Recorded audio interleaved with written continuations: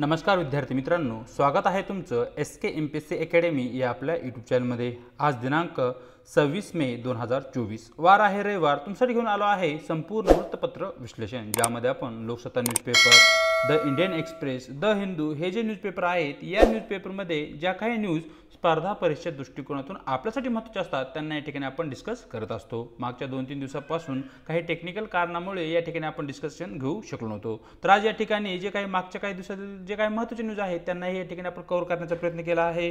तर आज या ठिकाणी आपण महत्त्वपूर्ण अशा forest survey of India, Koyna नदी, OBC आणि RBI लाभांश यावर आधारित ज्या काही न्यूज आहेत त्यांना या ठिकाणी आपण डिस्कस करणार आहोत। चला तर जी काही आजची आपली डिस्कशन आहे त्याला या ठिकाणी आता आपण सुरुवात करूया। तर मित्रांनो, या ठिकाणी आजची जो काही आपला पहिला प्रश्न आहे किंवा पहिली न्यूज आहे ती आहे फॉरेस्ट सर्वे ऑफ इंडिया संदर्भात। सर या ठिकाणी सर्वप्रथम न्यूज पाहूया। भारतात दरवर्षी 6.5 लाख हेक्टरवर जंगलतोड अशा प्रकारची न्यूज लोकसत्ता पेज क्रमांक 1 वर तुम्हाला दिसून जाईल। अलीकडील काळामध्ये जे काही वनतोड आहे किंवा वृक्षतोड आहे यामध्ये मोठ्या प्रमाणावर वाढ झाली आहे। परिणामी या ठिकाणी जे काही जागतिक हवामान बदल आहे यामध्ये एक प्रकारचा हातभार लागत आहे आणि याच ठिकाणी जे काही CO2 आहे याचं उत्सर्जन आणि त्याचं जे काही शोषण आहे ते या ठिकाणी कमी झालेलं या ठिकाणी आपल्याला दिसत आहे। असे महत्त्वपूर्ण दूरगामी परिणाम या ठिकाणी आपल्याला वृक्षतोडीचे झालेले दिसतात। सरळ यावर आधारित जे काही आपले प्रश्न आहेत ते प्रश्न पाहूया। फॉरेस्ट सर्वे ऑफ इंडियाची स्थापना कधी झाली अशा प्रकारचा मित्रांनो या ठिकाणी आपला प्रश्न आहे। तर तुम्हाला उत्तर माहिती असलं पाहिजे की 1981 साली या ठिकाणी फॉरेस्ट सर्वे ऑफ इंडियाची स्थापना करण्यात आली। म्हणजे प्रश्न क्रमांक 1 चं योग्य उत्तर राहील पर्याय C। पाहूया प्रश्न क्रमांक 2। भारतीय वन सर्वेक्षण, ज्याला की आपण फॉरेस्ट सर्वे ऑफ इंडिया असं म्हणतो, India state of forest report publish करतं। मग ही रिपोर्ट वर्षातून किती वेळा किंवा कशा प्रकारे पब्लिश केली जाते अशा प्रकारचा आपला प्रश्न आहे।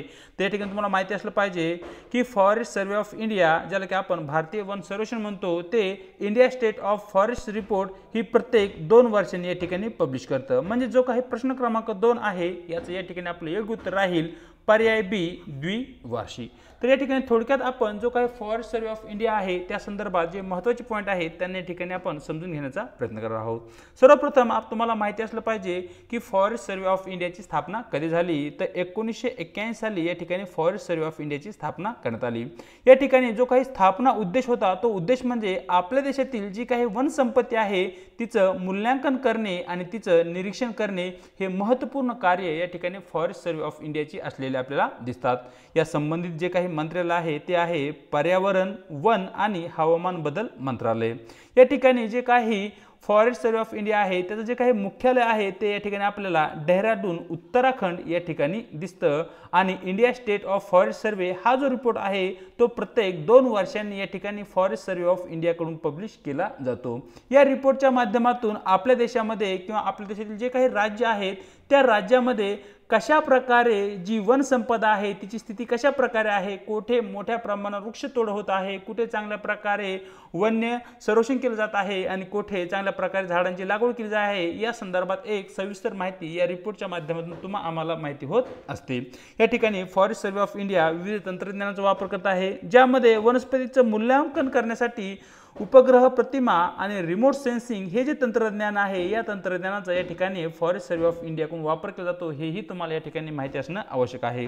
फॉरेस्ट सर्वे ऑफ इंडियाने आपल्या देशामध्ये जे काही जंगल आहे किंवा वन आहे यांचं काही विविध गटामध्ये वर्गीकरण केलं आहे, ज्यामध्ये अतिशय घनदाट जंगले जी की आपल्याला वेस्टर्न घाट आणि जो काही हिमालयाचे प्रदेश आहे त्या हिमालयाच्या प्रदेशामध्ये दिसतात। त्याचबरोबर या ठिकाणी मध्यम घनदाट प्रमाणात जी काही जंगले आहेत तीही जंगले येतात। या ठिकाणी खुली जी काही विरळ जंगले आहेत तीही आपल्याला पाहायला भेटतात। आणि या ठिकाणी राजस्थान सारखा जो काही भाग आहे त्या भागामध्ये झुडूप म्हणजे जी काही काटेरी वने आहेत तीही या ठिकाणी आपण पाहू शकतो। मग अशा प्रकारे या ठिकाणी फॉरेस्ट सर्वे ऑफ इंडियाकडून जे काही वन आहे त्या वनांचं या ठिकाणी आपल्याला वर्गीकरण केलेलं दिसतं। या ठिकाणी फॉरेस्ट सर्वे ऑफ इंडिया हे विविध आंतरराष्ट्रीय संघटनांशी किंवा संस्थांशी या ठिकाणी सहयोग करताना दिसतं। जागतिक वन संसाधनाचं मूल्यांकन करण्यासाठी या ठिकाणी फॉरेस्ट सर्वे ऑफ इंडिया अन्न आणि कृषी संघटना जी की संयुक्त राष्ट्राची एक महत्त्वपूर्ण संघटना आहे या संघटनेसोबत सहकार्य करताना आपल्याला दिसतं। फॉरेस्ट सर्वे ऑफ इंडियाने सर्वप्रथम जे काही सर्वसमावेशक वन मूल्यांकन आहे ते 1987 साली केलेलं आपल्याला दिसतं। आणि विशेष बाब म्हणजे या ठिकाणी फॉरेस्ट सर्वे ऑफ इंडियाचे वन प्रमाण नकाशे हे वन संवर्धनाचे जे काही धोरण आहे त्याचं नियोजन आणि त्याची जी काही अंमलबजावणी आहे ते करण्यासाठी एक महत्त्वपूर्ण या ठिकाणी मदत करताना आपल्याला दिसतात। तर अशा प्रकारे फॉरेस्ट सर्व्हे ऑफ इंडियावर आधारित प्रश्न आणि त्या संदर्भात जे काही महत्त्वाचे फॅक्ट आहेत ते या ठिकाणी आपण समजून घेतले आहेत। चलूया आजच्या आपल्या पुढच्या प्रश्नाकडे, जो की मित्रांनो या ठिकाणी कोयना नदी संदर्भात आहे। सर्वप्रथम या ठिकाणी आलेली जी काही न्यूज आहे ती न्यूज पाहूया। कोयना खोऱ्यात प्रचंड जमीन खरेदी अशा प्रकारची न्यूज लोकसत्ता पेज क्रमांक 1 वर तुम्हाला दिसून जाईल। तर मित्रांनो या ठिकाणी जो काही कोयना नदी खोरे आहे आणि या खोऱ्यामध्ये जी काही जमीन खरेदीचे व्यवहार झाले आहेत ते इलिगल आहेत अशा संदर्भात ती एकूण न्यूज आहे। आणि ज्या भागामध्ये हे जमीन खरेदीचे व्यवहार झाले आहेत त्या भागामध्ये मोठ्या प्रमाणावर जैवविविधता आहे आणि वनसंपदा आहे आणि तो एक हॉटस्पॉट म्हणूनही त्या ठिकाणी गणला जातो। मग या ठिकाणी वनसंपत्ती संरक्षण करत असताना या ठिकाणी जे काही गावकरी आहेत त्या गावकऱ्यांच्या जमिनी कवडीमोल भावाने या ठिकाणी खरेदी करण्यात आल्या आहेत असं एकूण या न्यूजचं सार असलेलं आपल्याला दिसतं। सरळ या ठिकाणी कोयना खोऱ्यावर आधारित जे काही आपले प्रश्न आहेत ते प्रश्न या ठिकाणी पाहूया। प्रश्न क्रमांक 3, कोयना नदीचे पाणलोट क्षेत्र कोणत्या प्रमुख नदी खोऱ्यात येते अशा प्रकारचा मित्रांनो या ठिकाणी आपला प्रश्न आहे। जे काही आपलं उत्तर आहे ते उत्तर पाहण्या अगोदर नेमका आपल्याला नदी खोरे म्हणजे काय हे माहिती असणं आवश्यक आहे। फॉर एक्झाम्पल या ठिकाणी एक आपण मुख्य नदी घेऊया जिचं नाव या ठिकाणी आपण कृष्णा ॲज एक्झाम्पल घेऊया। मग या नदीला विविध नद्या येऊन भेटत असतात ज्यांना या ठिकाणी आपण उपनद्या असं म्हणतो। या ठिकाणी जी काही मुख्य नदी आहे त्या नदीच्या उजव्या काठावर आणि त्या नदीच्या डाव्या काठावर या नद्या येऊन भेटत असतात, म्हणजे या ठिकाणी डाव्या काठावरील उपनद्या आणि उजव्या काठावरील उपनद्या असं म्हटलं जातं। ही जी मुख्य नदी आहे या मुख्य नदीला त्यांच्या उपनद्यापासून ज्या कोणत्या भागातून पाणी येते तो सर्वचे सर्व भाग या ठिकाणी नदी खोरे म्हणून ओळखला जातो। फॉर एक्झाम्पल हा जो पूर्ण एरिया आहे या पूर्ण एरियातून या ठिकाणी जी काही मुख्य कृष्णा नदी आहे या कृष्णा नदीला पाण्याचा पुरवठा होतो। मग हा जो आहे भाग याला आपण कृष्णा नदी खोरे असं म्हणतो। मग या ठिकाणी जी काही कोयना नदी आहे ती सरळ असाही प्रश्न बनू शकतो की कोयना नदी ही कोणत्या नदीची उपनदी आहे आणि कोयना नदीचे खोरे हे कोणत्या प्रमुख नदीच्या खोऱ्यात येते। तर मित्रांनो याचं योग्य उत्तर आहे पर्याय सी, जे काही कृष्णा नदी खोरे आहे त्या खोऱ्याचा एक भाग म्हणजे या ठिकाणी कोयना नदी असलेली आपल्याला दिसते। चलूया प्रश्न क्रमांक 4 कडे। कोयना नदीचे खोरे प्रामुख्याने महाराष्ट्रातील कोणत्या जिल्ह्यामध्ये आहे अशा प्रकारचा या ठिकाणी मित्रांनो आपला प्रश्न आहे। तर मित्रांनो या ठिकाणी कोयना नदीवर कोयना सागर या ठिकाणी बांधण्यात आले आहे आणि जे कोयना सागर आहे ते आहे सातारा जिल्ह्यामध्ये आणि त्याचबरोबर कोयना नदीचे जे काही मुख्य खोरे आहे किंवा कोयना नदीच्या खोऱ्याचा जास्तीत जास्त भाग या ठिकाणी सातारा जिल्ह्यामध्ये आपल्याला येताना दिसतो। जो काही प्रश्न क्रमांक 4 आहे त्याचं योग्य उत्तर राहील पर्याय सी। चलूया आजच्या आपल्या पुढच्या स्लाइडमध्ये ज्या ठिकाणी आपण इन डिटेलमध्ये जी काही कोयना नदी आहे त्या कोयना नदीविषयी आपण माहिती घेण्याचा प्रयत्न करणार आहोत। या ठिकाणी साईडला तुम्ही पिक्चर पाहू शकताय आणि या पिक्चरमध्ये या ठिकाणी तुम्ही कोयना नदी ही पाहू शकताय आणि या ठिकाणी या इकडे तुम्ही कृष्णा नदी पाहू शकताय जी की कोयना नदीची मुख्य नदी आहे। या ठिकाणी कोयना डॅम आहे आणि पुढे या ठिकाणी कृष्णा नदीला जाऊन कोयना नदी भेटताना आपल्याला दिसते। तर अशा प्रकारे इंडियाचा जो काही मॅप आहे त्यामध्ये आपला महाराष्ट्राचा मॅप आहे त्यामध्ये तुम्ही कोयना नदी कृष्णा नदी यांचं जे काही स्थान आहे ते स्थान तुम्ही या ठिकाणी पाहू शकताय। कोयना नदीचे जे काही महत्त्वाचे फॅक्ट्स आहेत त्या फॅक्टची या ठिकाणी चर्चा करूया। कोयना नदीचा जो काही उगम आहे मित्रांनो तो महाबळेश्वर सातारा जिल्ह्यामध्ये होताना आपल्याला दिसतो। हा या ठिकाणी आपला सर्वाधिक महत्त्वाचा पॉईंट आहे। कोयना नदीची एकूण लांबी 130 किलोमीटर असलेली आपल्याला दिसते आणि जी काही कृष्णा नदी आहे जी की या ठिकाणी मुख्य नदी आहे ज्या नदीला कोयना नदी जाऊन भेटते त्या कृष्णा नदीची लांबी या ठिकाणी मित्रांनो 1400 किलोमीटर असलेली आपल्याला दिसते। तर पुढे जर आपण पाहिलं जी काही कोयना नदी आहे या कोयना नदीवर मुख्य असे कोयना धरण आहे जे की एक महत्त्वपूर्ण धरण आपल्या महाराष्ट्रातील असलेले आपल्याला दिसते आणि या धरणाचा जो काही तलाव तयार झाला आहे या तलावाला शिवसागर या नावाने ओळखलं जातं। महाराष्ट्रातील एक सर्वात मोठ्या धरणापैकी एक धरण असलेलं या ठिकाणी आपल्याला कोयना धरण दिसतं।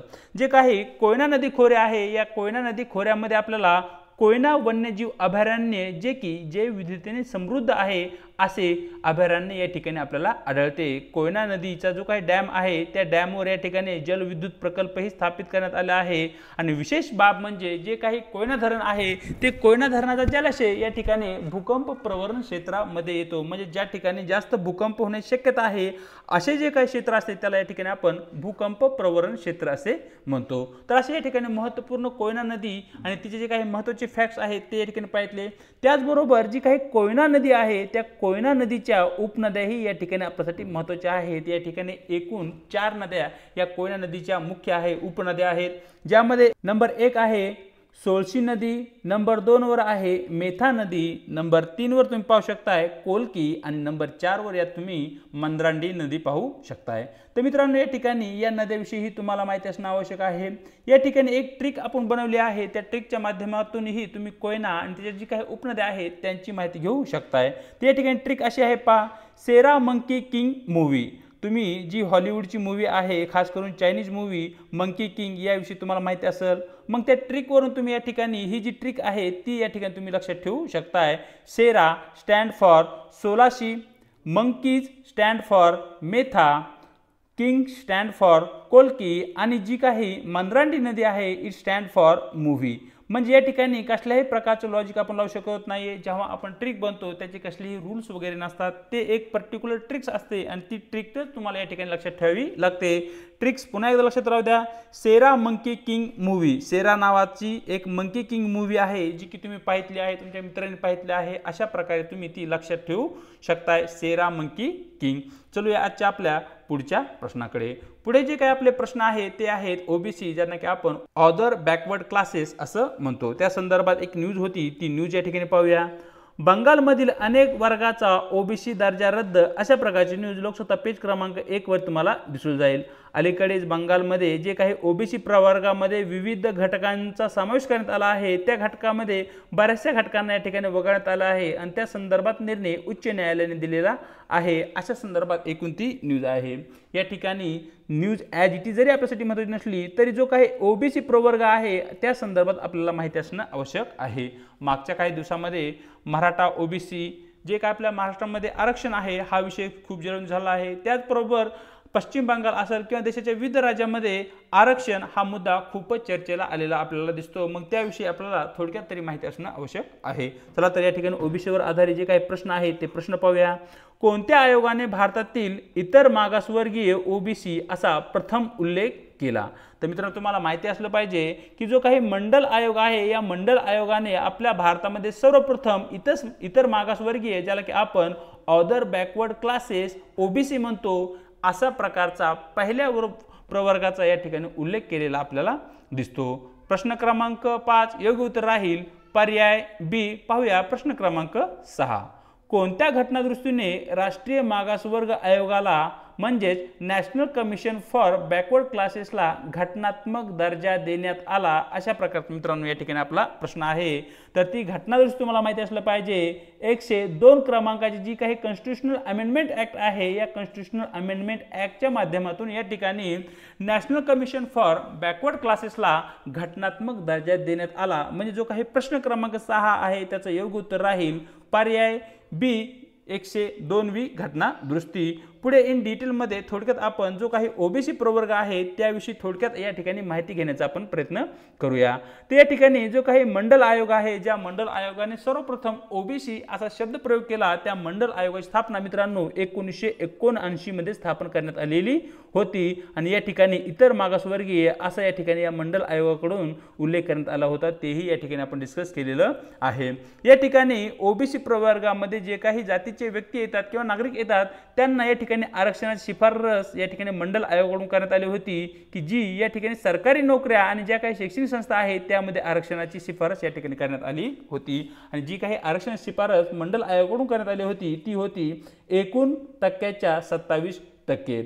1993 साली मित्रांनो या ठिकाणी जो काही राष्ट्रीय मागासवर्ग आयोग आहे, ज्याला की आपण national commission for backward classes आहे, याची या ठिकाणी स्थापना करण्यात आली आणि या ठिकाणी जे काही ओबीसीच्या समस्या आहे त्या समस्यावर विचार विनिमय करणे आणि त्या सोडवणे हे मुख्य कार्य या ठिकाणी आपल्याला राष्ट्रीय मागासवर्ग आयोगाचे असलेल्या दिसते। 2018च्या 102व्या घटनादुरुस्ती अन्वये नॅशनल कमिशन फॉर बॅकवर्ड क्लासेसला या ठिकाणी घटनात्मक दर्जा देण्यात आला, हेही तुम्हाला या ठिकाणी माहिती असणं आवश्यक आहे। हा पॉईंट या ठिकाणी आपल्यासाठी खूपच महत्त्वाचा आहे। त्याचबरोबर या ठिकाणी आरक्षणामध्ये एक क्रीमी लेअर नावाची कन्सेप्ट या ठिकाणी इन्क्लूड करण्यात आली। या क्रीमी लेअर विषयी तुम्हाला माहिती असणं आवश्यक आहे। म्हणजे ज्या कोणत्या कुटुंबाचं उत्पन्न 8 लाख किंवा यापेक्षा अधिक असेल त्या कुटुंबातील जे काही ओबीसी प्रवर्गामध्ये जे काही कुटुंब आहेत त्या कुटुंबांना या आरक्षणाचा लाभ घेता येणार नाही असा अर्थ या ठिकाणी क्रीमी लेअरचा होताना आपल्याला दिसतो। त्याचबरोबर या ठिकाणी कलम 340 नुसार राष्ट्रपतींना ओबीसीच्या परिस्थितीची चौकशी करण्यासाठी आयोग नेमण्याचा अधिकार आहे, हेही तुम्हाला या ठिकाणी माहिती असणं आवश्यक आहे। कारण सरळ प्रश्न विचारला जाऊ शकतो की कलम 324 नुसार राष्ट्रपतींना कोणता अधिकार देण्यात आलेला आहे असा तुम्हाला प्रश्न त्या ठिकाणी विचारला जाऊ शकतो। या ठिकाणी ओबीसी संदर्भात एक महत्त्वपूर्ण खटला आहे, तो आहे इंदिरा साहनी निकाल, जो की 1992 मध्ये सर्वोच्च न्यायालयाने क्रीमी लेअरच्या या संकल्पनेसंदर्भात देण्यात आलेला होता, ज्यामध्ये ओबीसींना 27% जे काय आरक्षण देण्यात आलं आहे ते आरक्षण या ठिकाणी कायम ठेवण्यात आलं होतं। म्हणजे ते घटनात्मक आहे अशा प्रकारचा निर्णय त्या ठिकाणी सर्वोच्च न्यायालयाने दिलेला होता। या ठिकाणी जी काही ओबीसी आहे, ओबीसी प्रवर्गाला आरक्षण देण्याचं जे काही उद्दिष्ट आहे तो उद्दिष्ट म्हणजे ऐतिहासिक दृष्ट्या वंचित गटाच्या ज्या काही सामाजिक आणि शैक्षणिक प्रगती आहे या प्रगतीला चालना देणे हे मुख्य उद्दिष्ट या ठिकाणी ओबीसी प्रवर्गामध्ये आरक्षण देणं हे होतं आपल्याला दिसतं। ओबीसीची ओळख आणि त्यांचे काय वर्गीकरण आहे ते राज्य स्तरावर राज्य सरकारने करावं अशा प्रकारची जबाबदारी या ठिकाणी राज्य सरकारवर टाकण्यात आलेली होती। तर अशा प्रकारे इन डिटेलमध्ये आपण ओबीसीवर आधारित जे काय आपले प्रश्न आहेत ते प्रश्न पाहिले।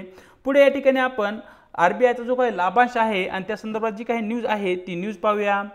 रिझर्व्ह बँकेकडून 2.11 लाख कोटीचा सर्वोच्च लाभांश या ठिकाणी मंजूर अशा प्रकारची न्यूज लोकसत्ता पेज क्रमांक 1 वर तुम्हाला दिसून जाईल। तर मित्रांनो या ठिकाणी जे काही केंद्र सरकार आहे, केंद्र सरकारच्या मालकीची बँक म्हणजे आरबीआय, या ठिकाणी जे काही भांडवल वापरून या ठिकाणी केंद्र सरकारने आरबीआय उभी केली आहे आणि त्या भांडवलावर आरबीआयला जो काही नफा होतो त्या नफ्याचा एक ठराविक भाग प्रत्येक वर्षी आरबीआय केंद्र सरकारला देत असते आणि यालाच या ठिकाणी आपण लाभांश असे म्हणतो। म्हणजे 2023-24 या वर्षासाठी आरबीआय कडून केंद्र सरकारला 2.11 लाख कोटी रुपयांचा सर्वोच्च लाभांश भेटला आहे। म्हणजे याच्या अगोदर इतका लाभांश केंद्र सरकारला आरबीआय कडून देण्यात आला नव्हता। म्हणजे एक मोठी रक्कम या ठिकाणी केंद्र सरकारला भेटत आहे आणि या रकमेचा फायदा जी काही फिस्कल डेफिसिट आहे ती फिस्कल डेफिसिट तिचं फायनान्सिंग करण्यासाठी या ठिकाणी केंद्र सरकार करू शकतं।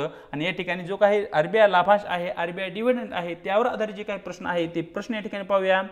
आरबीआय सरकारला किती अतिरिक्त रक्कम हस्तांतरित करते हे कोणते फ्रेमवर्क ठरवते अशा प्रकारचा आपला प्रश्न आहे। तर मित्रांनो तुम्हाला माहिती असलं पाहिजे की जो काही आपला प्रश्न क्रमांक 7 आहे त्याचं योग्य उत्तर आहे पर्याय बी। इकॉनॉमिकल कॅपिटल फ्रेमवर्क कडून या ठिकाणी केंद्र सरकारला किती आरबीआय कडून लाभांश दिला जावा हे ठरवण्याचं कार्य या ठिकाणी केलं जातं। पाहूया आजचा आपला शेवटचा प्रश्न, प्रश्न क्रमांक 8।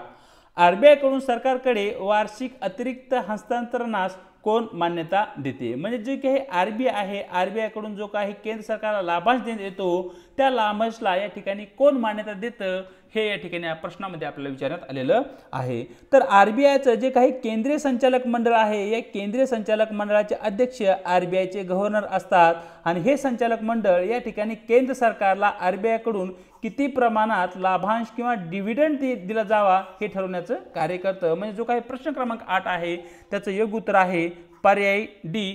तर अशा प्रकारे मित्रांनो आरबीआय आणि त्या संदर्भात जे काही महत्त्वाचे पॉईंट आणि न्यूज होत्या त्यांना या ठिकाणी आपण डिस्कस केलेलं आहे। आज या ठिकाणी आपण इथेच थांबत आहोत। भेटूया एका नवीन व्हिडिओ सोबत।